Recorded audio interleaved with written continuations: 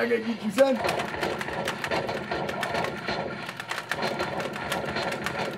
Oh, I missed that one. That's it. Booyah, baby! 31 and 56. 25. Accuracy, 57%. 6. Hey, everybody, welcome back to the Renman Show, episode number 48. Woo! On today's show, we're going to sell some of the machines. We are. We're going to interview Mr. Greg Hart. And who else knows what else is going to take place? Come with us. 47 seconds before the Renmen liquidate their first knockout vending machine. Al, why on earth would we ever sell one of these things? To make money. To get our money back. To capture capital. Here's the story. Alan and I thought that knockout vending was going to be an incredible passive income model. Well, we've discovered that it's maybe not exactly passive. Or incredible. I would agree with that. Might be incredible still. So for us, we're talking about roughly 8 of these machines that we decided that we'd go ahead and sell. And so we put the first one on eBay. 10 seconds, counting down. It says the current bid is $19.25. 8 seconds, 7 seconds. I'm going to refresh it one time. 5 seconds, 4 seconds, 3. And it's a Happy New Year to the Buckster. Bucks Auctions has sold this unit for... Yes? No? Yeah. 1925. What was our expectation of this machine? We were hopeful probably, 22? Something like that. Yeah, I had to say that this certainly underperforms our expectation of the machine. I would have much rather seen even 2,800 for the machine, God, though I awesome. think that 1925 is probably just below market for what these things have been selling for online, though I haven't checked to see what the shipping expense on the machines in the past auctions, whether they were included or not, because if you add the $350 for shipping on top of the 1925, we're right at market in that $22.50, $22.75 range, which I think is probably what this machine is really worth. I mean, right at about $2,300 each, and then the person who's buying it through eBay gets the discount because they are going to factor in shipping. Whereas if somebody who's going to buy it and take it from us in person, it's probably, a $2,300 machine, but we'll give them maybe a little bit of a discount, $22.50, something like that. Nice handshake. Maybe we'll even take them out to lunch. You never know. There you go. You never know. Anyway, $19.25 for the first machine for the knockout vending online, eBay. You happy? On deck, the big buck hunter next. And now the big buck hunter pro. In the prairie, ready to pounce, sitting on its prey are the Renmen, awaiting the opportunity to take down the great antelope.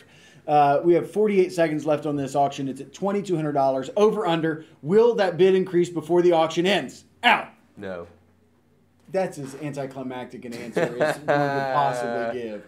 Boo! No way. Boo! Unfortunately not. I was hoping All right, this so would bring there's 30 seconds left. I was hoping that someone was waiting in the weeds and was going to be like 2,500, They usually 2,500, do, 2,600, 27. I think they've gotten sophisticated enough that people on eBay are like, you know what? Here's my highest and best. Like straight up, either it's going to happen or it's not. We have 17 seconds left. Hold out hope, Ren Minions, that this goes up from $2,200 to just a few more.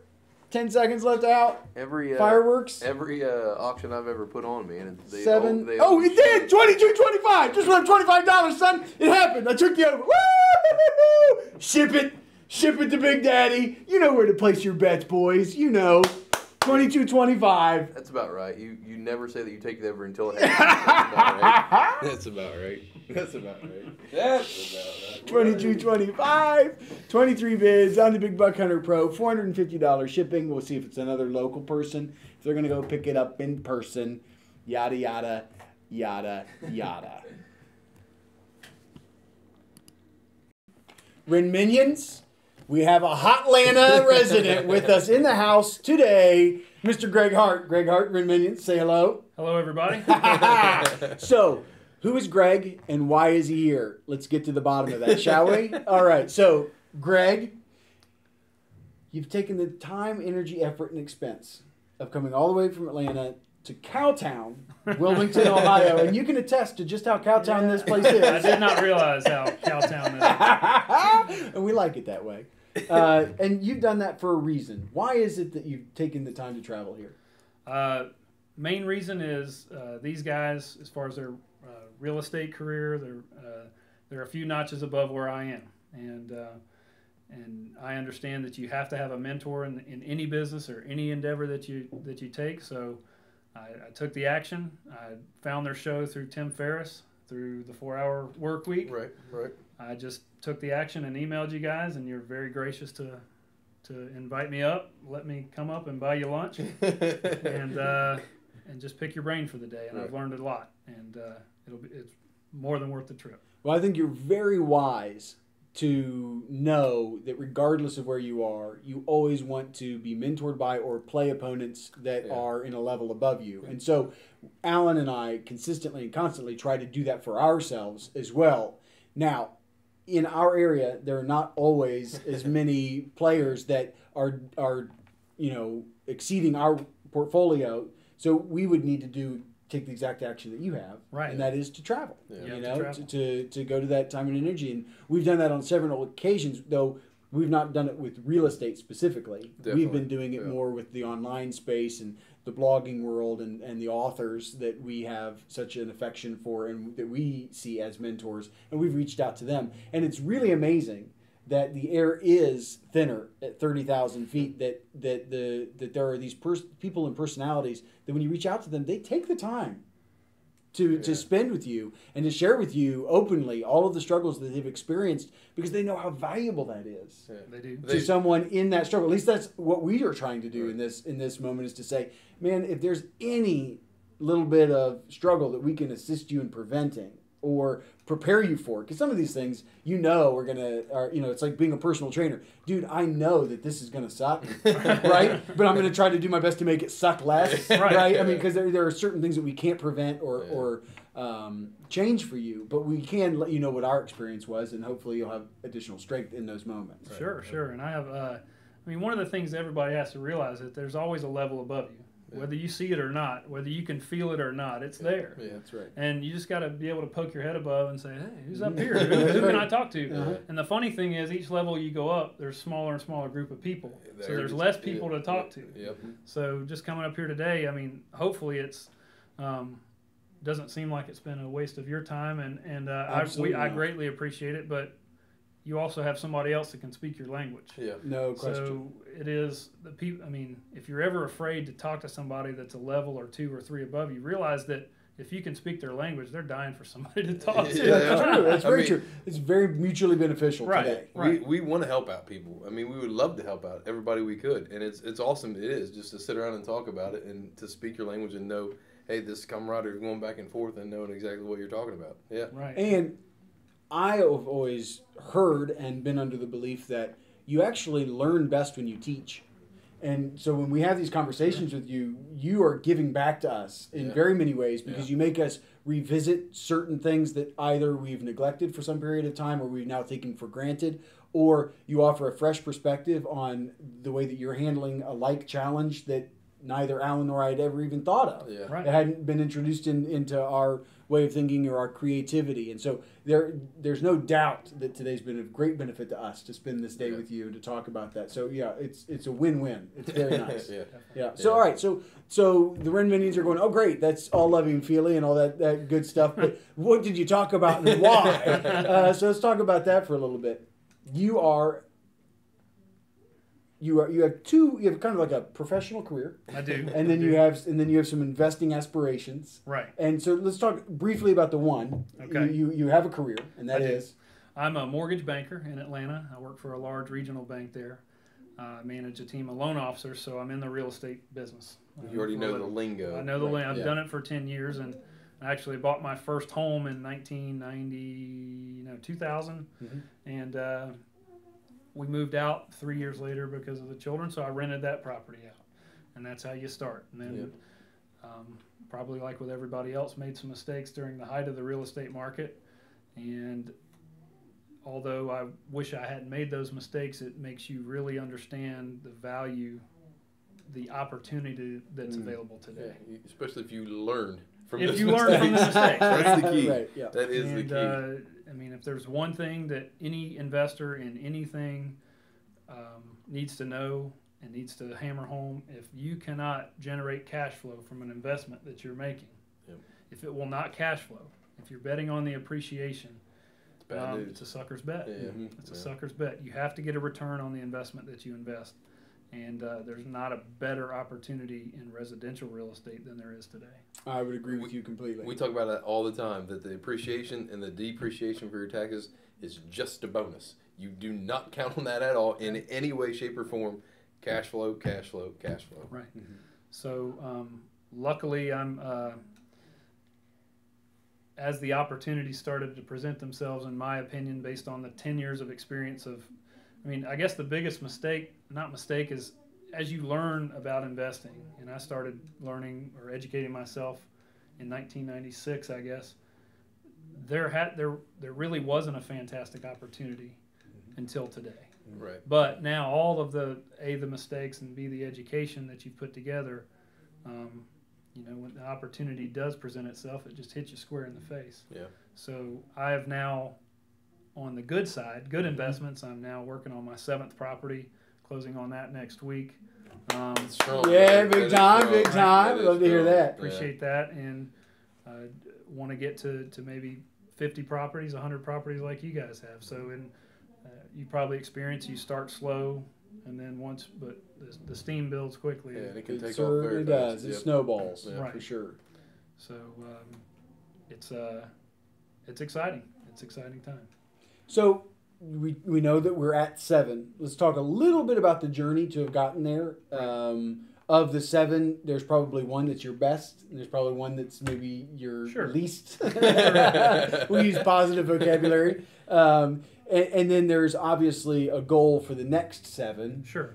What do those 3 things look like? I think the first properties that the first thing that I'm doing is I'm in the school district that I currently live in. Every property that I have, I can get to on my way home from work, Right. on my way to work if I need to for whatever reason. And I'm personally managing all of these right now. Eventually, I will obviously have to get some help with that. But you have to stay in the geography that you know. Gotta stay And local. you Yep. got to stay local. And the cash flow versus the acquisition price and your repair price, I mean, it has to make sense. It has to cash flow, and not just a little bit right now. There are opportunities out there where, if you're looking at cap rates, and if you're viewers out there very numbers, you educated bet. cap Yeah. rates, Yeah. I'm at 15% minimum Right. cash on cash return. Mhm. Obviously, if we can leverage that, we do, and then we go from there. But if I go just into the next county over, okay, the next school district over, the next county over, we're getting in closer to town, that cap rate goes down to maybe 8 or 9. And that's significant. Immediately. Yeah. That's cut in half, and what you're looking at, it's a different rental market. It's closer in town. It's more of a transient market with married couples who don't have children yet, so they're there for a year at a time, and then they're looking to buy. So you have a lot. Where I am, it's a school district that is a very solid school district for. Everything in Atlanta is based on school district, in my opinion, probably as most any place. It's real estate, right? Right, it's real Everything estate. has that small regionalized. There is no national anything real estate. It's neighborhood by neighborhood. It is neighborhood by neighborhood. So my neighborhood, the people that are moving in to rent my homes want to stay for 2 and 3 years because they have kids that are getting into the school district and they want to stay there. So I'm having less turnover. You get higher rents just because of the school district. Like I mentioned to you earlier, I go one main artery over into a different school district and the rents go down by $200 a month for the same property. And that's your cash flow. That's your cash. That's your need. taxes and insurance Yeah. right there. So that being said, I'm extremely local. As I grow, I may have to educate myself on other districts and other areas. And I guess the first properties, I looked at it and I said, "Oh my God!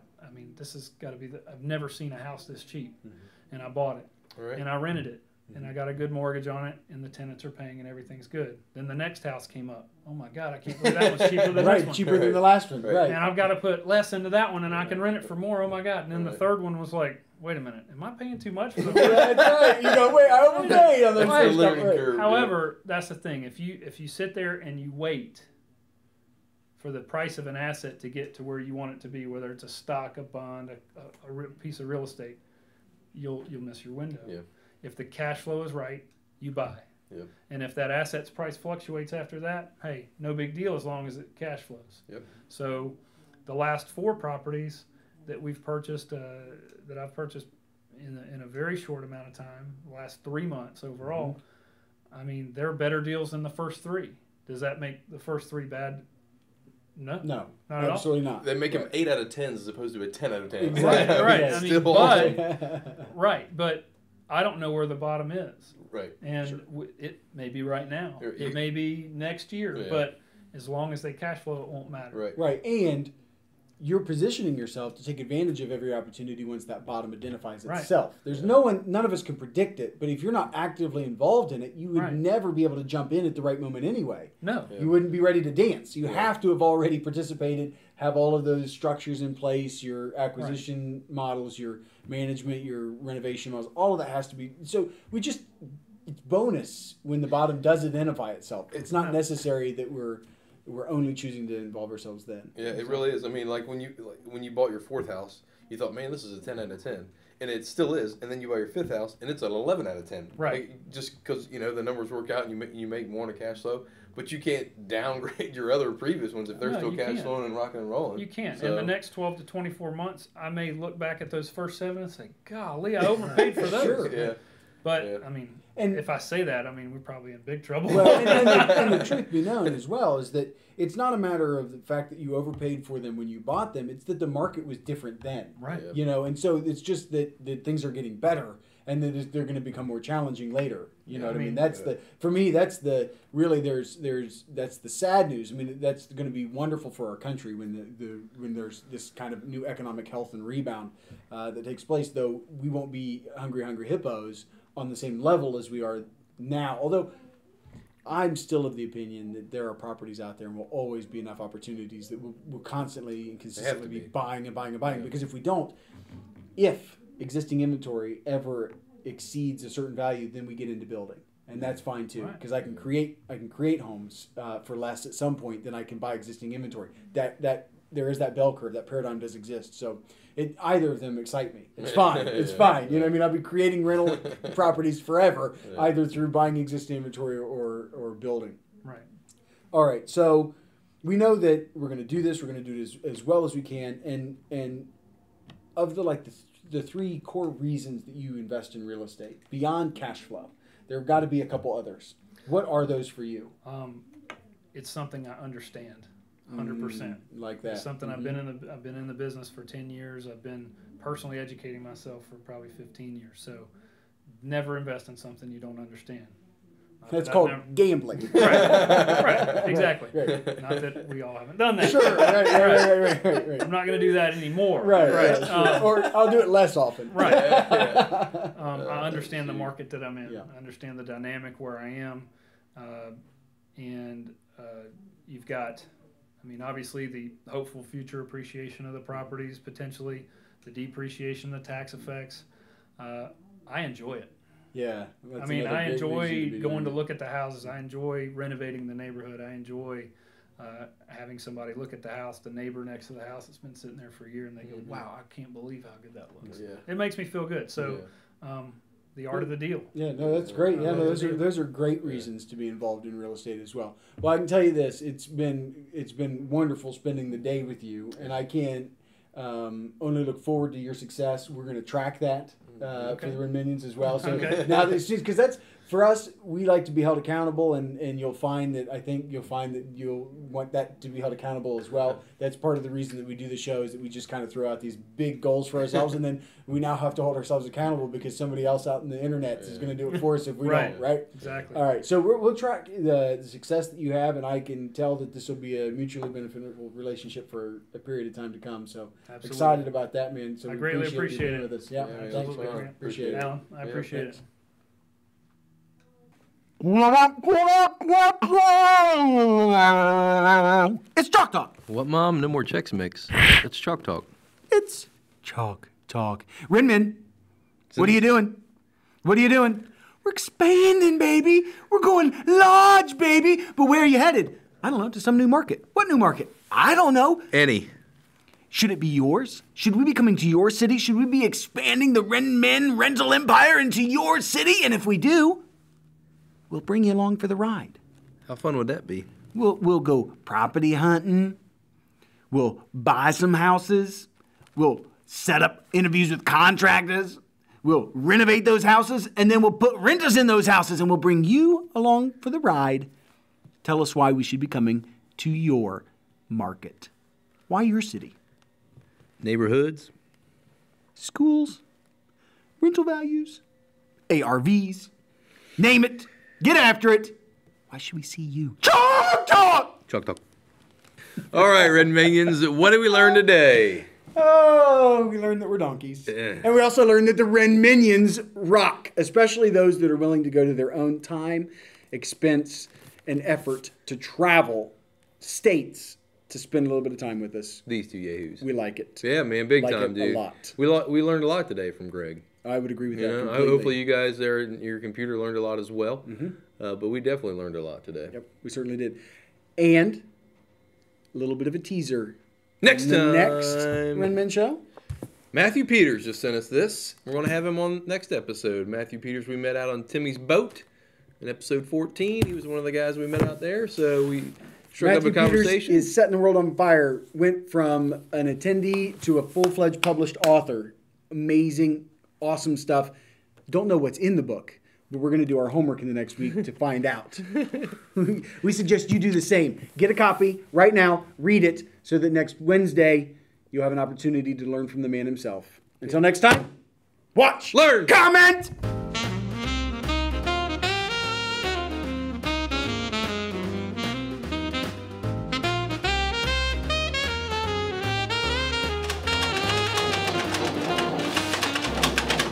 Oh, got him!